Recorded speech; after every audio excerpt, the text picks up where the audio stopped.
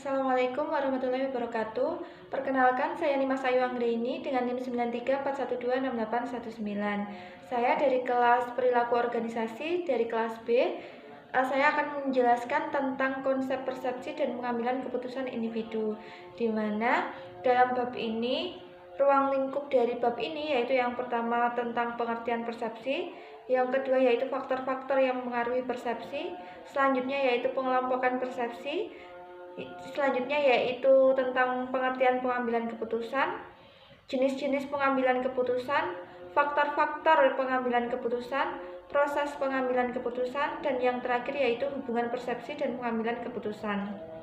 Untuk yang pertama yaitu tentang pengertian persepsi, di mana persepsi ini adalah pengamatan tentang objek, peristiwa, atau hubungan-hubungan yang diperoleh dengan menyimpulkan informasi dan menafsirkan pesan yang kita dapat. Selanjutnya yaitu faktor-faktor yang mempengaruhi persepsi. Ada 4 faktor yang mempengaruhi persepsi, yaitu yang pertama yaitu faktor fungsional, di mana faktor fungsional ini adalah faktor-faktor yang bersifat personal.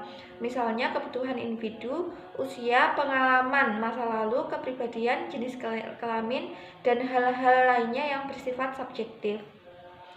Selanjutnya yaitu faktor personal, yaitu faktor yang mempengaruhi persepsi orang terhadap kita atau sebaliknya. Beberapa faktor personal terdiri atas pengalaman, motivasi, dan kepribadian.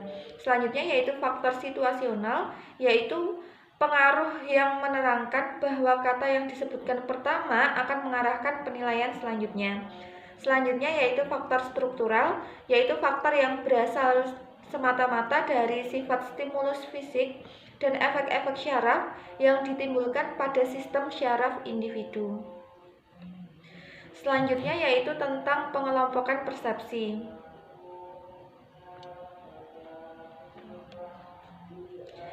Ada 3 pengelompokan persepsi, yaitu yang pertama yaitu persamaan dan ketidaksamaan, yang kedua yaitu kedekatan dalam ruang, yang ketiga yaitu kedekatan dalam waktu. Yang pertama yaitu kebersamaan dan ketidaksamaan, di mana suatu objek yang mempunyai kesamaan dan ketidaksamaan ciri akan dipersepsi sebagai suatu objek yang berhubungan dan tidak berhubungan.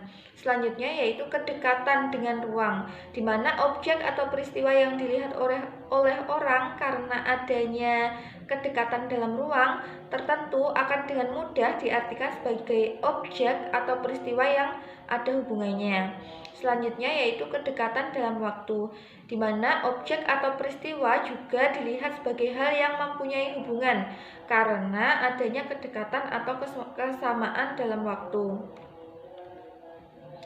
Selanjutnya yaitu tentang pengertian pengambilan keputusan, di mana pengambilan keputusan ini pada intinya adalah pilihan alternatif perilaku tertentu dari 2 atau lebih alternatif yang ada. Pengambilan keputusan individu ini dipengaruhi oleh 4 faktor utama, yaitu nilai individu, kepribadian, kecenderungan dalam pengambilan risiko, kemungkinan ketidakcocokan, dan yang terakhir yaitu persepsi individu dalam memandang suatu masalah. Selanjutnya yaitu tentang jenis-jenis pengambilan keputusan.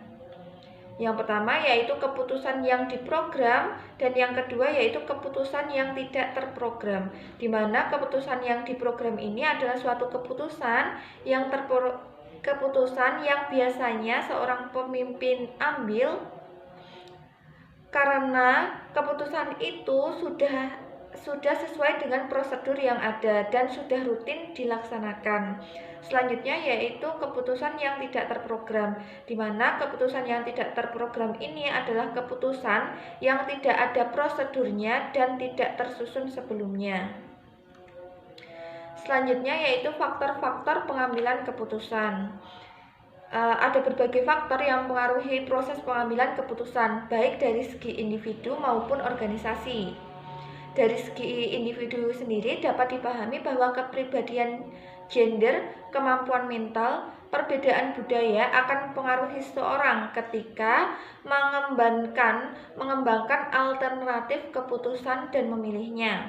dari segi organisasi, hasil evaluasi kerja, sistem penghargaan, regulasi, waktu, dan historis adalah hal-hal yang bisa menjadi batasan pengambilan keputusan. Selanjutnya yaitu tentang proses pengambilan keputusan, di mana proses pengambilan keputusan ini ada beberapa tahap. Di mana yang pertama yaitu penetapan target dan tujuan spesifik serta pengukuran hasil. Selanjutnya yaitu identifikasi dan definisi masalah. Selanjutnya yaitu penetapan prioritas. Selanjutnya yaitu mempertimbangkan penyebab masalah. Selanjutnya yaitu mengembangkan solusi alternatif dari pemecahan masalah tersebut. Selanjutnya yaitu evaluasi terhadap seluruh alternatif yang ada. Selanjutnya yaitu memilih solusi. Selanjutnya yaitu mengimplementasikan, dan selanjutnya yaitu melakukan pengawasan terhadap keputusan yang sudah diambil. Selanjutnya yaitu hubungan persepsi dengan pengambilan keputusan individu, di mana hubungan persepsi dengan pengambilan keputusan individu ini juga merupakan ruang lingkup terakhir yang akan saya jelaskan. Di mana hubungan persepsi dengan pengambilan keputusan individu yaitu ketika cara individu mengambil keputusan dan kualitas pilihannya sangat dipengaruhi oleh persepsi mereka. Pengambilan keputusan ini terjadi sebagai reaksi atas suatu masalah yang sedang dihadapi, yaitu perbedaan antara situasi sekarang dan dengan situasi yang diinginkan, yang mengharuskan kita untuk mempertimbangkan alternatif tindakan yang harus dilakukan untuk mengatasi atau menyelesaikan masalah tersebut. Itu tadi penjelasan saya tentang konsep persepsi dan pengambilan individu. Kurang lebihnya saya mohon maaf. Saya akhiri penjelasan dari saya. Wassalamualaikum warahmatullahi wabarakatuh.